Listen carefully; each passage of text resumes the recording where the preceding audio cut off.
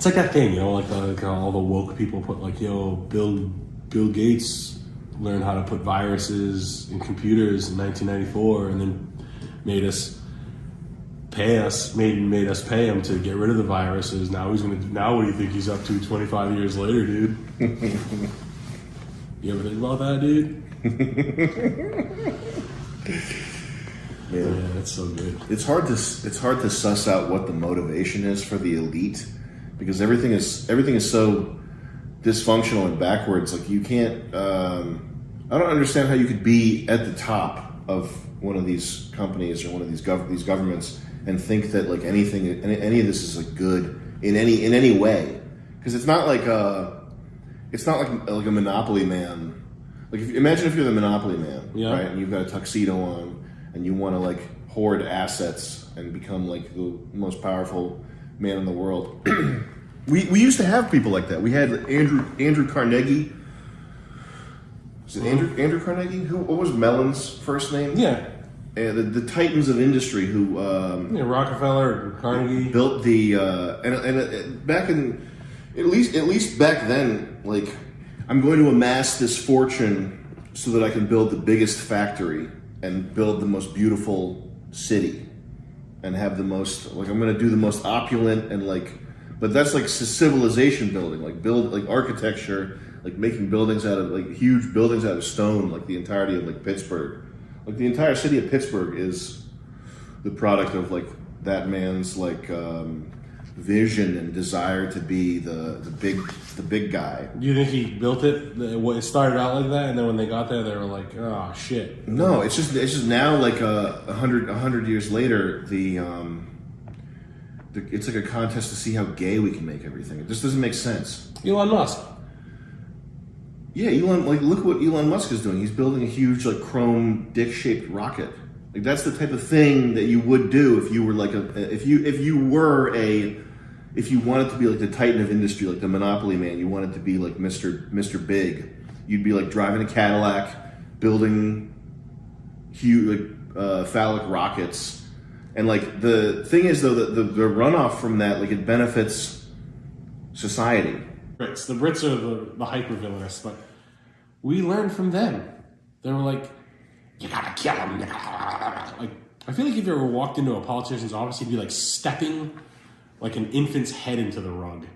There's nobody left. It's just like now they're kicking the last of the skin into the carpet, and he's like, "Watch this, watch. If I keep stepping on it, I'll get it into the fibers, and you won't even get a step on it." And they're like, "Gilbert, you have to come out and give a speech about the basketball court for the black kids." He's like, "Be right out." But it was like the crap. Remember we did that bit where it was like just billionaires would like eat people and crack their spines, and Mark Cuban eating an infant. Mark Cuban like eating an infant while like alive, like breaking old ladies' arms for fun, like just. All right, Mrs. Wimsley, you will own the property to the left of the stadium that I'm going to build the Dallas Mavs Stadium. No problem. Put a handshake there. Handshake, crushes her entire hand, snaps her wrist, snaps the forearm, hyperextends the elbow, breaks the fucking top of the arm, like busts the shoulder, like takes the collarbone, snaps the collarbone, folds her in half,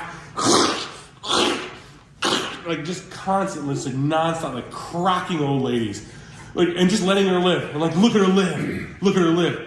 Piss on her. I'm gonna drown her with piss. Watch this. And he just like pulls his dick out, puts his dick in her mouth. Step on her while I piss. I want to see the piss come out of her mouth. Yeah. And it was like of course they work like that. Like, he probably learned it at Yale. Like, there's no like definitive. There are no people who have like definitive actual knowledge of what things are or why things are beyond a certain level of resolution.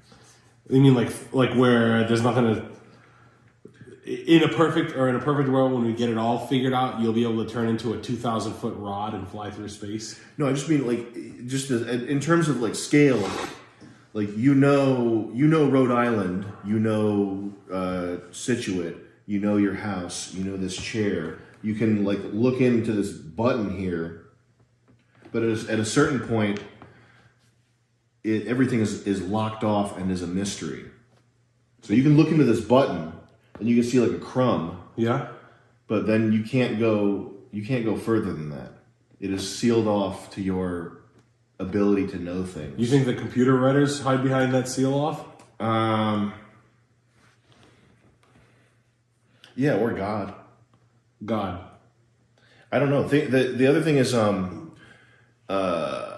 there's I think this is what the term of the fatal conceit refers to. There's a book called The Fatal Conceit, and I think it's about politicians' conceit, their conceited belief that they can impose a better structure on society from the top down. I think that's what the book of Fatal Conceit is about. But if I hear the term of fatal conceit, I think it's also a fatal conceit to believe that just because you can understand 90% of something, that it's within your grasp to understand 100% of something.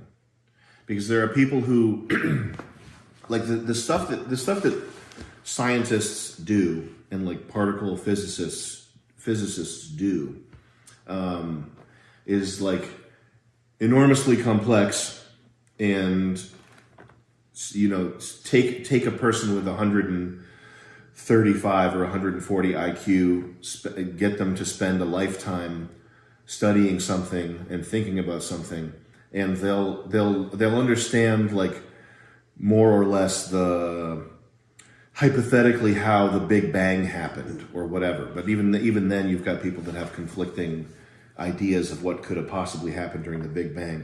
But you can have somebody who like understands atoms and electricity and electrons and how smaller particles work, and who understands how subatomic particles and quantum particles work. But I think that once you have that level of understanding of something, or once you like actually understand how evolution works, it's tempting at that point to think that the last 10% or the last 5% of what knowledge there appears to be is in your grasp. You know what I mean? Yeah, like that would piss me off though. It's like if is it the Hadron Collider? The Hadron Collider? Large Hadron Collider. Large Hadron Collider. What is that thing doing? Smashing particles, ripping up things? I think it's shooting particles at each other and looking for new particles in the resulting collisions of the particles that they shot at each other. And what's the point of that? To find out what smaller particles there are. And particles would be fuel, propulsion, energy. It's just so that we know what's in the party. The smaller level of physics, what's happening.